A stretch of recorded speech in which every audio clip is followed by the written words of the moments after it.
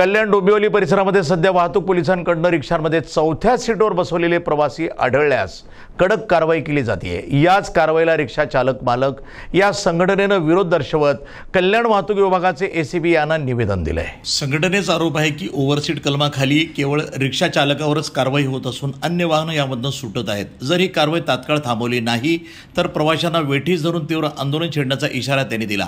तर यावेळी वाहतूक पोलिसांनी रिक्षा चालकांना रिक्षामध्ये चौथ्या सीटवर बसवणं हे परवान्याच्या अटींचं उल्लंघन आहे। या सीटवर बसलेल्या प्रवाशाचा अपघात झाल्यास त्याचा इन्शुरन्स क्लेमही अमान्य ठरतो, त्यामुळे नियम मोडणाऱ्यावर कारवाई सुरूच राहणार असल्याचा इशाराही दिलाय। कल्याण डोंबिवली परिसरामध्ये रिक्षामधील चौथ्या सीटवर बसलेल्या प्रवाशावर वाहतूक पोलिसांनी सुरू केलेली दंडात्मक कारवाई आता वादाच्या भोवऱ्यामध्ये सापडली। याला विरोध करत कल्याण वाहतूक विभागाचे एसीपी यांना रिक्षाचालक मालक संघटनेकडून निवेदन देण्यात आलं। संघटनेचा आरोप आहे की ओव्हरसीट कलमाअंतर्गत केवळ रिक्षा चालकावरच 10,000 रुपयांचा दंड लावला जात असून अन्य खासगी किंवा सार्वजनिक वाहतुकीच्या वाहनांवर कारवाई होत नाही, फक्त आमच्यावरच का, असा सवाल रिक्षा संघटनेनं उपस्थित करत पोलिसांनी ही एकतर्फी कारवाई तात्काळ थांबवावी, अन्यथा प्रवाशांना वेठीस धरून तीव्र आंदोलन करण्यात येईल असा इशाराही त्यांनी यावेळी दिला। यावेळी वाहतूक पोलिसांनी रिक्षा चालकांना रिक्षा चौथ्या सीटवर बसवणं हे परवान्याच्या अटीचं उल्लंघन आहे। या सीटवर बसलेल्या प्रवाशाचा अपघात झाल्यास त्याचा इन्शुरन्स क्लेमही अमान्य ठरतो, त्यामुळे नियम मोडणाऱ्यावर कारवाई सुरूच राहणार असल्याचा इशाराही त्यांनी दिला आहे।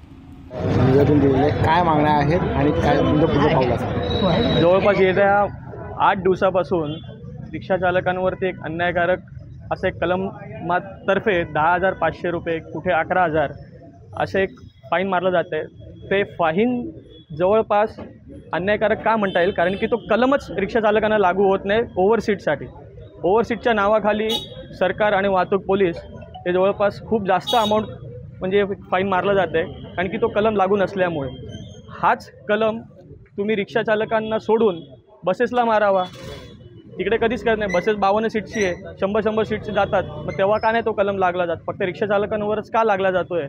कारण की मला असं वाटतं की सरकारला फक्त सर्वात जास्त सोपं रिक्षा चालकच हे कमाईचं साधन वाटायला लागलं आहे, आणि त्याच्या विरोधात आम्ही आज इकडे आलो। डोंबिवलीला परवा झालं, काल ईस्टलाही झालं। जसं आमचं नवले साहेबांनी सांगितलं की बाकीच्या जेव्हा वाहतूक गोष्टी आहेत त्याच्यावर तुम्ही जसा कलम लावतायत तोच कलम इकडे लावा। 500 आणि 1000 रुपये आम्हाला दंड लागला जातो। 66, 192 खाली लागू नये आणि 125 आणि 177 हाच कलम आहे। हे पोलिसांनाच मला वाटतं की माहीत नाही आहे। येणाऱ्या काळामध्ये जर ह्याच्यावरती कारवाई केली नाही तर आम्हाला सरकारला इशारा द्यावा लागेल आणि वाहतूक बंद करून किंवा रिक्षा बंद करून आम्हाला प्रवाशांना वेठीस धरावं लागेल। ही वेळ आमच्यावर तुम्ही आणू नये हीच तुमच्याकडे मागणी करतो आणि प्रशासनापर्यंत तुम्ही ही गोष्ट पोचवावी अशी तुमच्याकडून अपेक्षा करतो। संघटनेचे पदाधिकारी येऊन मला भेटले, त्यांनी निवेदन दिलेलं आहे। त्यामध्ये त्यांचं असं म्हणणं होतं की रिक्षावाल्यांच्यावरच फक्त कारवाई होते व अन्यायकारक कारवाई करण्यात येते। 66, 192 प्रमाणे कारवाई करून जी चुकीची आहे तर त्यामध्ये 10,000 रुपयाचा दंड आकारला जातो, तो अन्यायकारक आहे अशी त्यांची मागणी होती। त्यावर त्यांना समजून सांगण्यात आलेलं आहे की फ्रंट सीटची चौथी सीट आहे ती तुम्ही बसवू नका, तुम्ही नाही बसवलं तर त्यांच्यावर कसली काही प्रकारची कारवाई होणार नाही।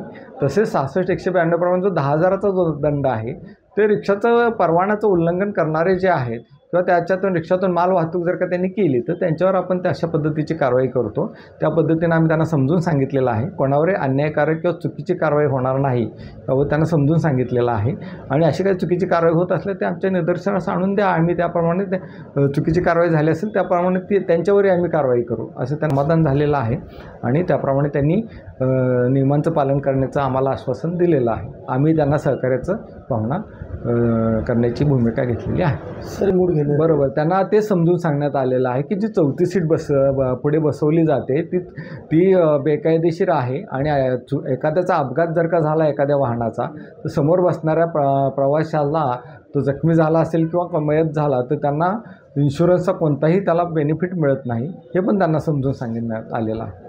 पुढे कशी कारवाई सुरू आहे? ही कारवाई अशीच चालू राहील यावर त्यांना सांगितलेलं आहे की कोणतीही फ्रंट सीट बसणार नाही, रिक्षावाला जो आहे तो युनिफॉर्ममध्येच असेल, याबद्दल त्यांना समजून सांगितलेलं आहे। ते त्यांनी पाळण्याचं त्यांनी आश्वासन दिलेलं आहे। NTV न्यूज मराठी, कल्याण, ठाणे।